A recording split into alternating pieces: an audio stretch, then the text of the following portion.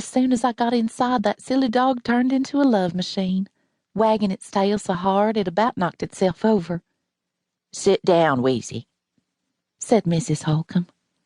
"Is your mom all right? Is Jackson sick again?" I sat down on her flowered love seat. Mrs. Holcomb's trailer was as nice inside as outside, all done up with curtains that matched the love seat, and the TV in a real wooden cabinet. "He's fine, and so is Momma. I just wanted to ask you something." Mrs. Holcomb looked relieved. She had kindly eyes. That's one thing I always noticed about her. "If you need me, I'm here to help. Now, what did you want to ask me?" I hadn't thought about how to ask the question.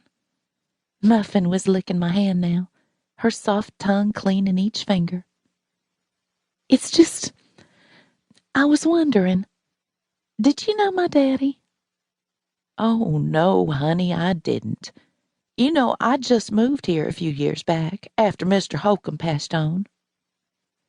I remembered that now. Of course she didn't know him. "Well, I'm sorry to bother you," I said. "It's no bother. Won't you stay and have a soda pop?" "Thank you, but I can't. I have to go someplace." She walked me to the door. "You don't remember your daddy at all, honey?" she asked. "No, ma'am." "Well, that's a shame.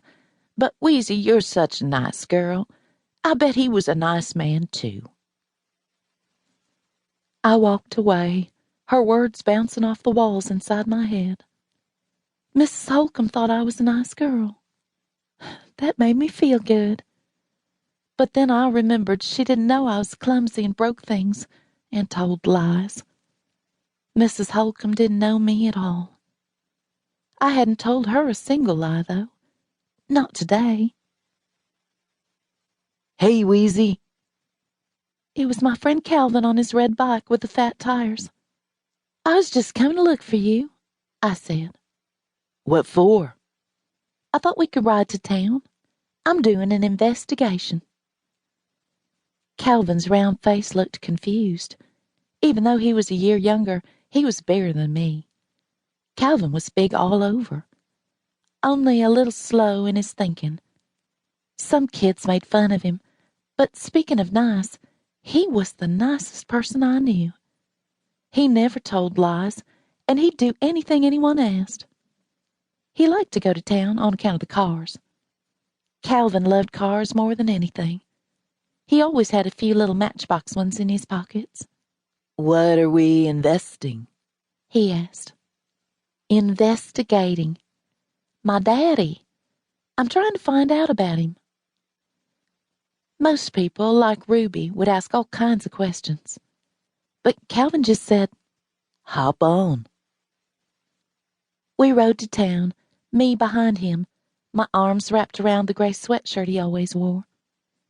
On the way, I tried to think who I could ask about my daddy. Mama's friend Marcella seemed like the best place to start. She colored hair at Dora Lee's House of Beauty. Mama's dream, she'd told me once, was for her and Marcella to open their own beauty shop. They'd even given it a name, Heavenly Hair. But they both had too little money and too many kids to do it. Mama looked sad when she said that. Calvin was about to stop at Dorley's when I saw Mama's little pea green car parked out front. "Not here," I said, poking him in the back. "What's wrong?"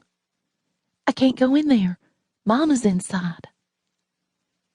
Sometimes, if Marcella isn't too busy, Mama takes Ruth Ann to get her blonde hair curled and her face made up. She comes home looking like a painted doll, but Mama says she's her little princess. She talks about entering her in some beauty pageant when she's a little older. "Where do you want to go, then?" I didn't know, but I was glad now I hadn't talked to Marcella. She'd likely tell Mama, and Mama would just get mad.